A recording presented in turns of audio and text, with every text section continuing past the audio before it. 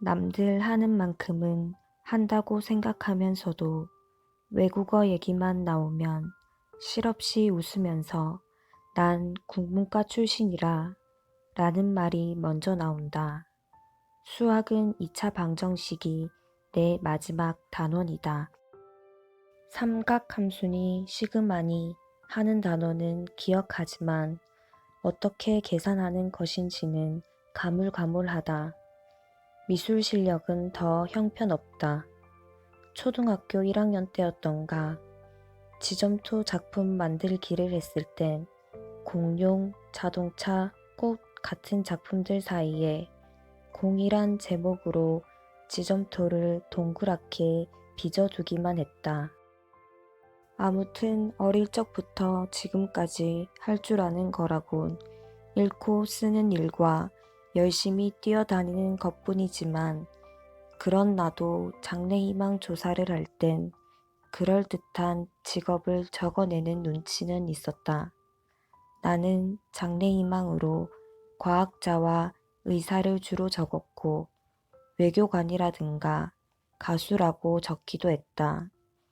결과적으로 30에 이르러 칼럼과 에세이를 쓰고 택배 일을 하며 가끔 운 좋게 강연을 하고 있지만 어릴 적 내가 적었던 장래희망을 보고 기대로 부풀었던 부모님의 마음을 생각하면 괜히 죄송스러워진다.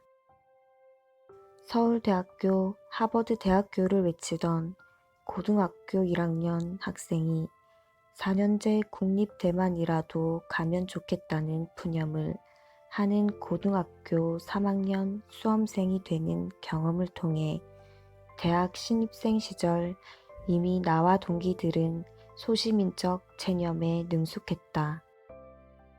지방 4년제 국립대학의 상경계열학과에 입학해서 공급 수요 법칙이라든가 가격 탄력성, 경영학의 아버지 피터 드러커 따위를 달달 외우며 내가 바랐던 건 다만 취업이나 잘 되었으면 하는 것이었다. 물론 그마저도 최선이라기보다는 최소한의 목표였다. 그때나 지금이나 심각한 청년 취업난 속에서 우리가 한숨에 섞어 자주 했던 말은 난 그냥 평범하게 살고 싶은데 큰 욕심 안 부리고 적당히 벌고 적당히 쓰면서 살고 싶은데 그게 이렇게 어렵냐? 였다. 과학자, 의사, 가수, 심지어는 대통령을 꿈꿨던 우리는 어느새 거저 얻을 수 있을 것만 같았던 평범한 삶을 갈구하는 신세가 되었다. 평범한 삶은 어디에나 있지만 어디에도 없는 청춘을 희망 고문하는 신기루 같았다. 그 때문일까 그 시절 우리가 술에 취해 털어놓은 속내는 이랬다. 꿈은 없고요. 그냥 놀고 싶습니다. 돈 많은 백수, 금수저 집안의 자식, 조물주 위의 건물주 같은 허무맹랑한 망상을 꿈꿨다. 그래도 다들 심성은 착해서 함부로 저를 키워내느라 든 꼴이 다 휘어버린 부모를 욕하지는 않았다. 대신 부질없는 로또의 운명을 걸어볼 뿐. 나는 지금 글 쓰는 삶이라는 목표와 꿈을 위해 살지만 그럼에도 불구하고 한 달에 한두 번쯤 로또를 산다.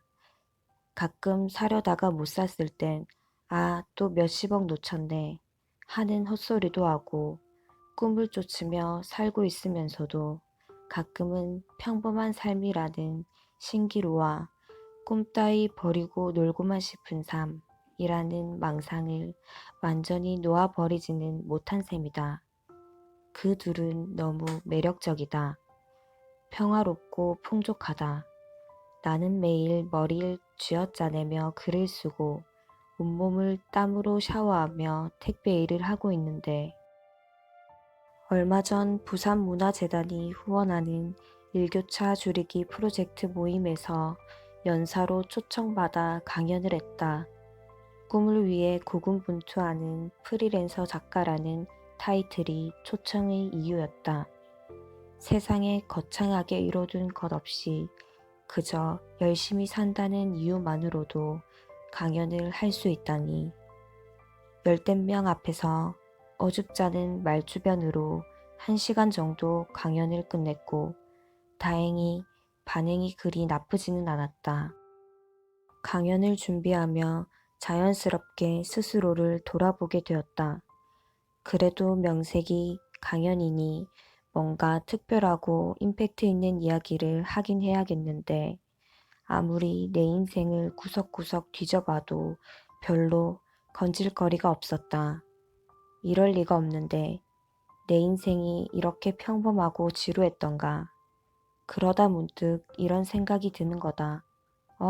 알고 보니 내가 꽤 평범한 삶을 살았네. 한때 그토록 원했던 평범한 삶을. 한 가지 재미있는 건 정작 내 이야기를 듣는 사람들은 나를 특별하게 바라본다는 것이다. 나를 아는 내 친구들도 나를 좀 특이하게 생각한다. 어쨌든 남들 다 쌓는 스펙도 안 쌓고 남들 다 하는 취직도 안 했으니까. 직장인들 사이에서 프리랜서 작가랍시고 글을 쓰고 있으니까. 하지만 내가 보기엔 그 직장인 친구들도 충분히 특별하다. 나로서는 엄두도 못 내는 일들을 척척 해내고 있으니까. 어쩌면 우리는 스스로에게는 시답잖고 평범하지만 서로에게는 특별한 삶을 살고 있는 건지도 모른다.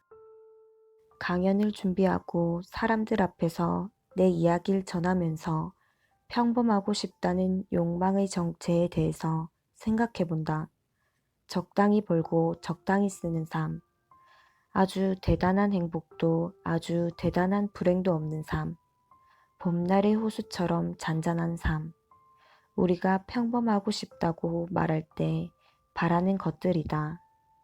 하지만 평범한 삶이라는 건 소득 수준이나 안정감 정도로 정의되는 것이 아니라 그저 내가 나다운 삶을 의미하는 게 아닐까. 남과 비교하지 않아도 되는 삶. 누군가 부럽긴 하지만 그렇다고 스스로가 비참하진 않은 삶. 고인 호수보다 흐르는 강물이 더 삶과 닮아 있다는 걸 아는 삶. 그런 평범함이라면 누구나 각자의 평범함으로 살아갈 수 있다. 동시에 누구나 서로에게 특별함으로 빛날 수도 있다. 평범함과 특별함이 서로 다르지 않을 수 있다. 누군가에게 함부로 필사적이길 요구하는 형태는 늘 불편하다. 더 나아가 누군가의 방황과 실패를 두고 필사적이지 않았기 때문이라고 단정짓는 오만 불손함은 불쾌하기까지 하다. 술에 취해 불쾌해진 얼굴로 자주 내뱉는 말이지만 그의 인생을 대신 살아줄 것이 아니라면 좋은 일합시고 함부로 평가하는 짓만은 하지 말아야 한다고 생각한다. 필사적이라는 단어는 말 그대로 죽을 힘을 다해 라는 건데 우리가 어쩌다 인생의 자질구레한 성취들을 위해 죽을 힘까지 동원해야 하는 지경에 이르렀는가 말이다. 잘 먹고 잘 사는 것만 해도 버거운데 죽을 힘이라니. 이순신 장군의 필사즉생, 필생즉사, 그 함의를 모르는 건 아니지만 요즘은 필사즉사, 필생즉생, 다시 말해 죽으려고 들면 당장이라도 죽고 부단히 살기 위해 노력해야 겨우 살아남는 시대다. 함부로 죽을 힘을 다했다간 정말 죽을 수도 있는 아주 살벌한 시대. 그러니까 우리 무슨 일을 하더라도 제 몸 살펴가며 잘 살아갈 수 있을 만큼 노력하자. 큰 병을 얻고 나서가 아니라 조금 아픈 것 같을 때 미루지 말고 병원을 가거나 푹 쉬어버리자. 웬만큼 했는데도 안 될 것 같으면 일단 좀 쉬었다 하자. 세상이 무너질 것 같은 일들은 결코 세상을 무너뜨릴 수 없음을 잊지 말자. 내 한 몸 바칠 만한 가치가 있는 건 바로 내 한 몸뿐이니까. 자기 희생과 최선은 절대 동의어가 아니니까. 함부로 필사적으로 덤비지 말고 어떻게든 필생적인 태도로 살자. 우리 잘 살자.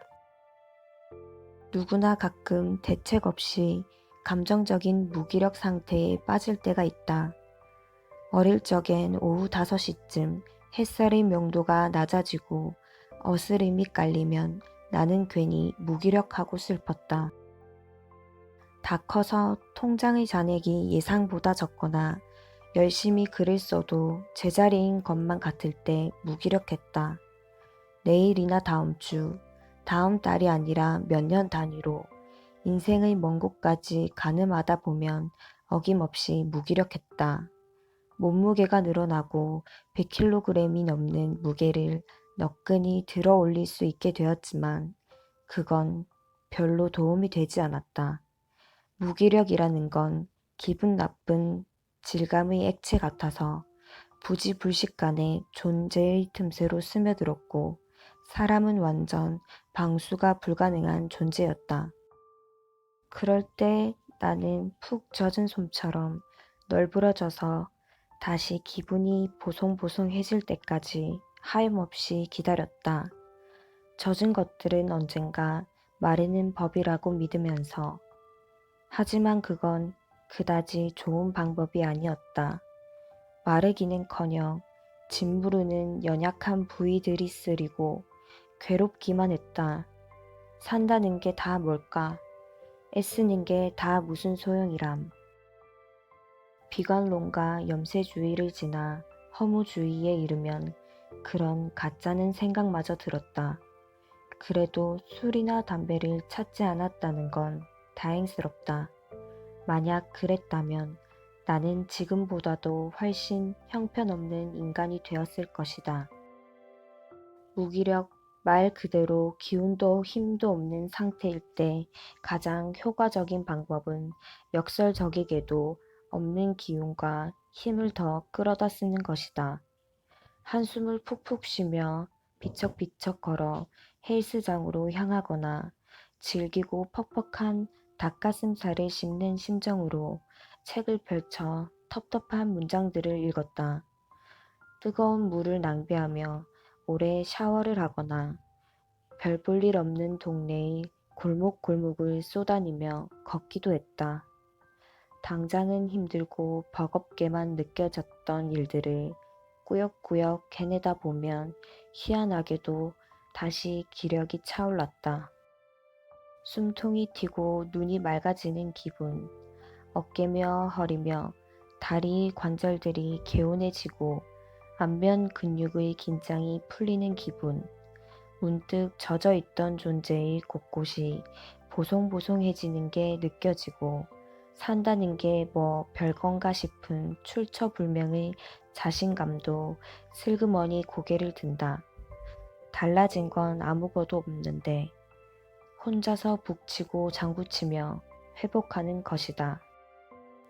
무기력할 때 기력을 더 쏟아부어야 한다는 역설적인 태도, 무로부터 생겨나는 삶의 유의미함, 어쩌면 사람은 그런 역설적인 태도 덕분에 쉽게 쓰러지지 않는 것인지도 모른다.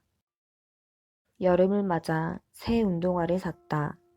폭신폭신한 중창과 캐주얼한 복장에도 잘 어울릴 법한 디자인, 바람 송송 통하는 시원함, 그리고 무엇보다도 오리발처럼 발볼이 넓은 내게 꼭 맞는 라스트의 모양까지. 굉장히 만족하면서 뜨거운 여름 아스팔트 위를 활보하고 있다. 하루는 그 신발을 신고 2년 만에 고등학교 동창 친구를 만났는데 그 친구가 나를 보자마자 대뜸 한다는 말이 야, 니는 예전부터 꼭 니 같은 신발을 신고 다니네 였다. 니 같은 신발? 이거 욕인가 싶어 열심히 항변했다. 무슨 소리냐? 이 신발 올해 신상인데. 그리고 나는 단 한 번도 똑같은 종류의 신발을 다시 산 적이 없는데. 그러자 그 친구 아니 똑같은 신발이라는 게 아니라 그냥 신발이 네 같다고 왠지 모르게.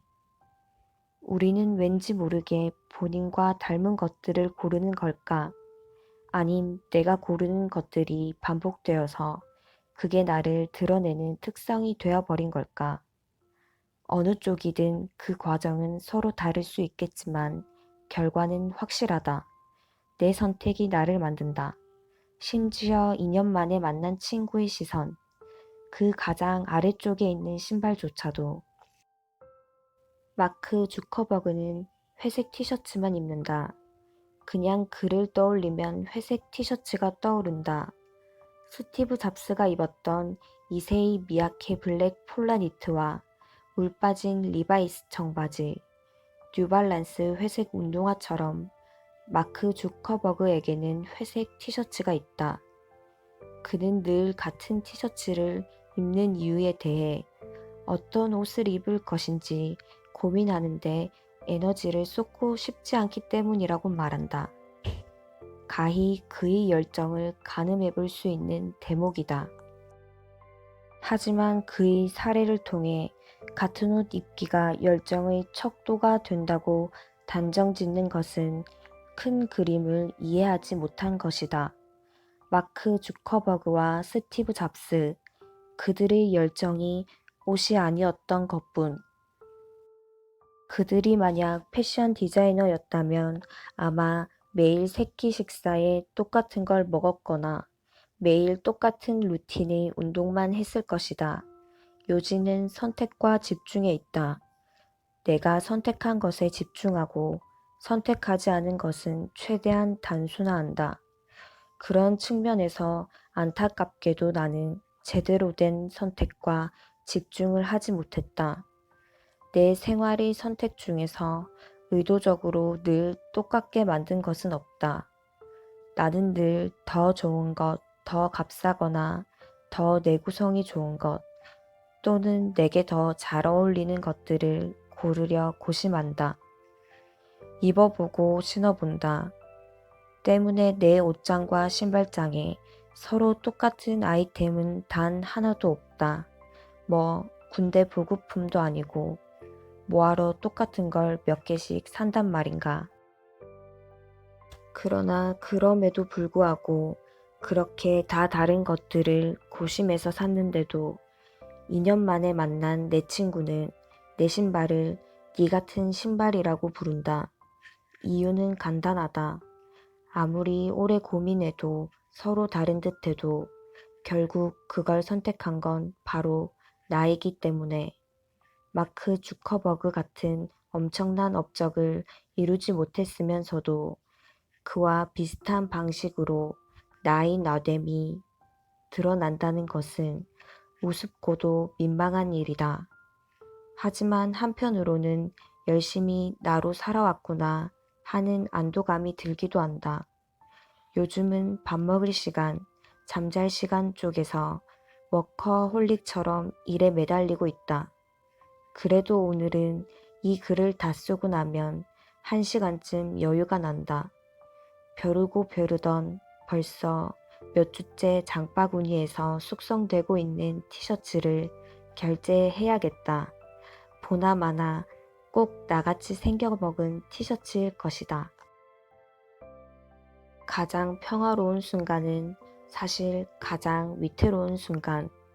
절정의 평화란 흠잡을 데 없는 상태여서 아주 조금의 흠집만으로도 깨져버리니까.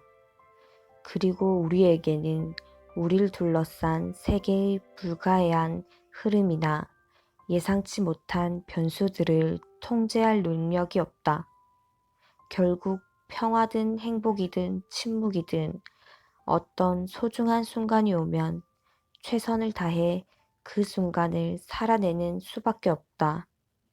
정말 그 방법 말고는 평화든 행복이든 침묵이든 온전히 누릴 수가 없다.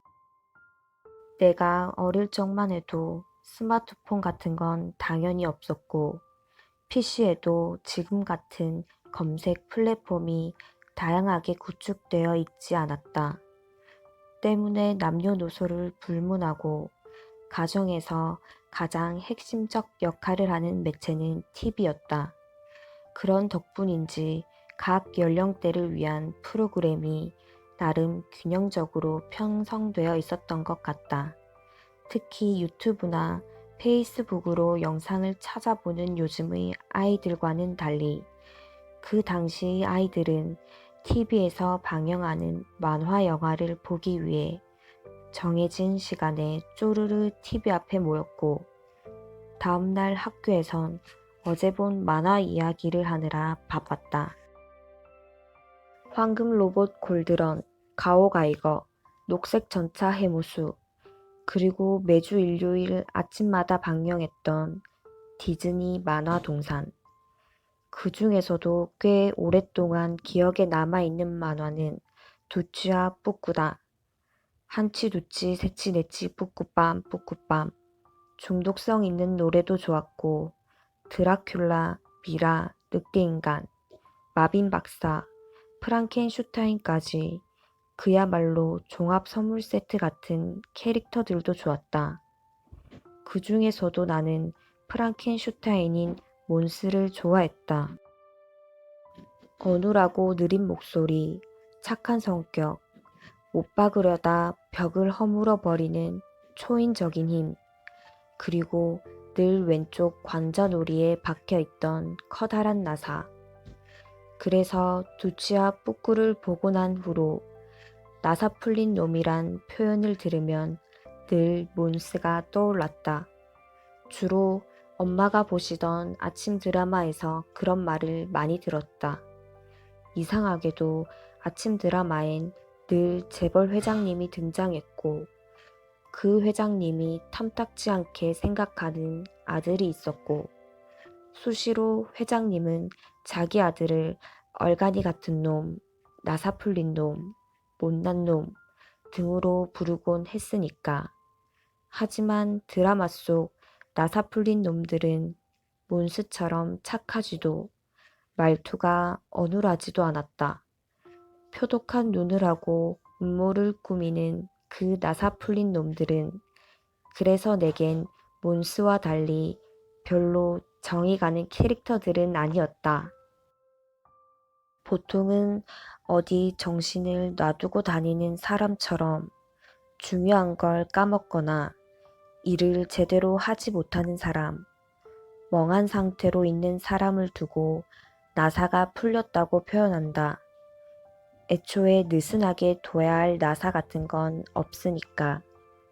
나사란 건 단단히 조여서 무엇인가를 고정시키려고 있는 거니까. 그러니 정신머리뿐만 아니라 어느 곳에 박혀있는 나사건 간에 풀린 나사는 조여야 마땅하다. 특히나 이 험난하고 팍팍한 세상을 살아가기 위해선 더더욱. 나사를 조이는 방법은 간단하다. 나사 대가리 홈에 십자 드라이버를 잘 맞춰 끼우고 돌리면 된다.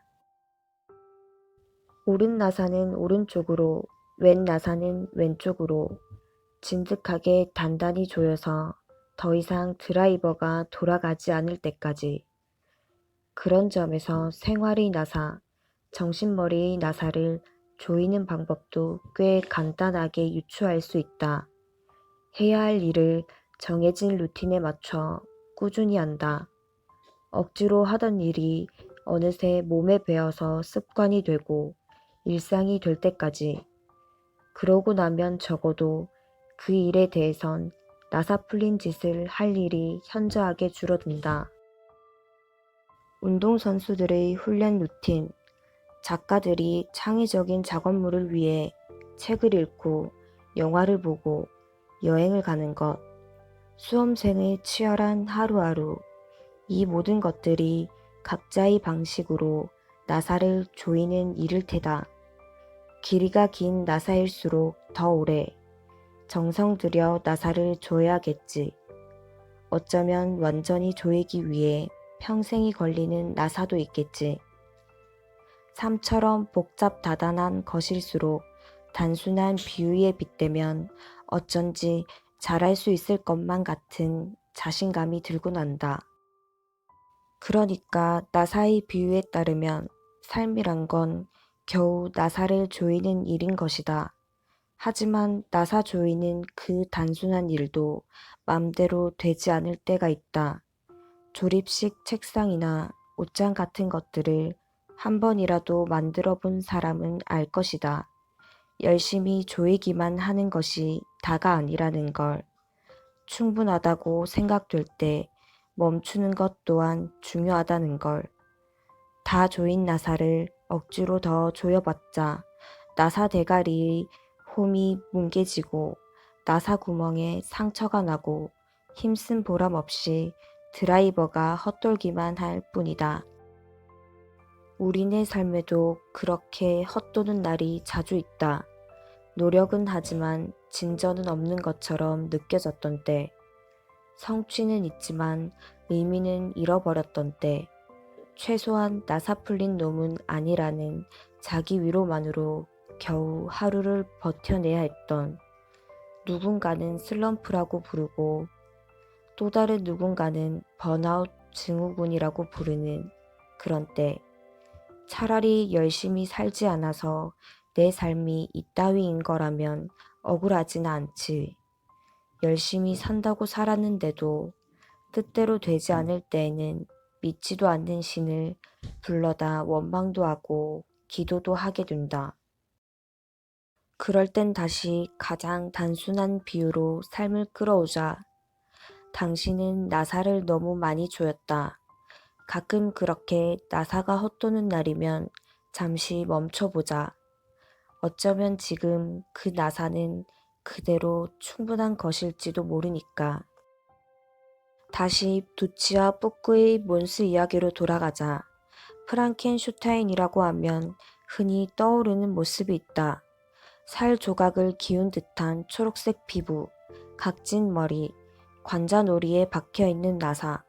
프랑켄슈타인은 근대의 프로메테우스라는 부제를 달고 1818년에 출간된 영국의 작가 메리 셸리의 괴기소설 제목이다.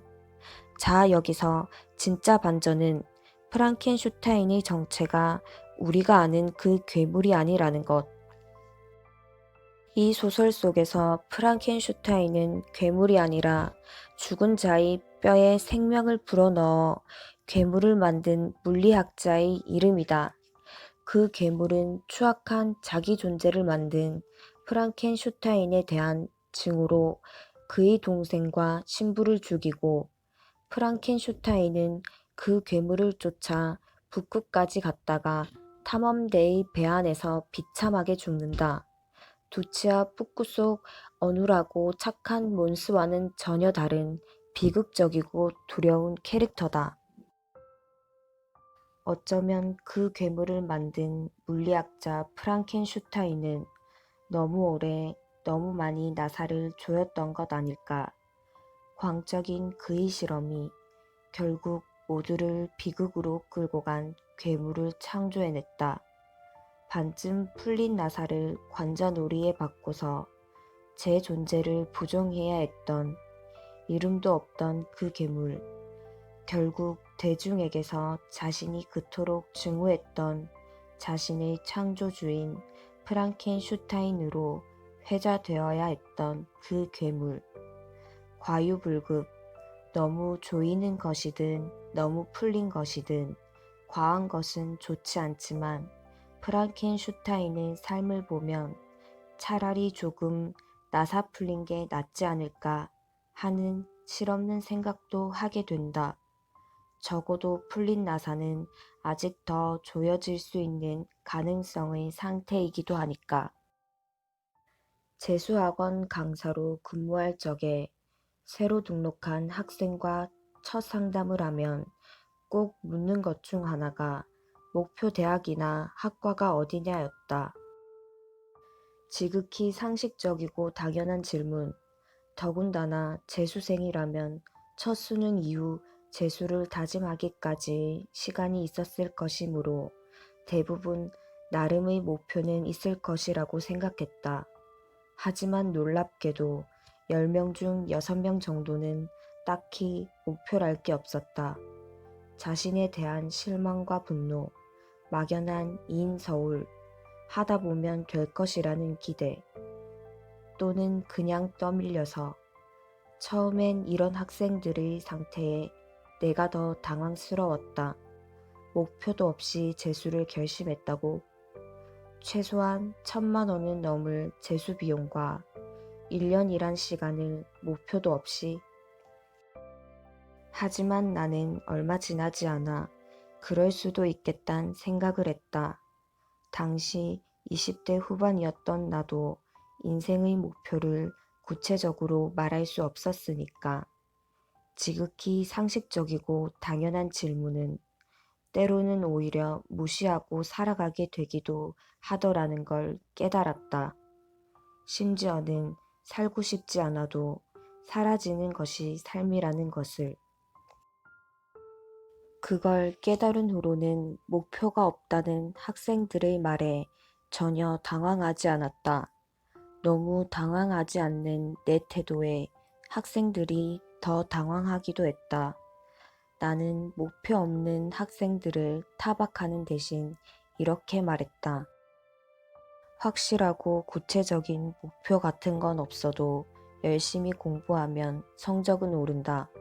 당장은 그렇다. 그런데도 목표가 필요한 이유는 반드시 지칠 때가 올 것이기 때문이다. 도대체 이걸 내가 왜 하는 거지? 왜 이렇게 괴롭고 힘들어야 하지? 너 자신에게 물었을 때 스스로에게 해줄 수 있는 대답이 필요하니까. 그 대답이 바로 목표이니까. 당장은 없어도 괜찮다. 하지만 매일매일 조금씩이라도 목표에 대해 생각해봐라. 아주 구체적이지 않아도 좋다. 스스로를 응원하고 설득할 수 있을 정도면 된다.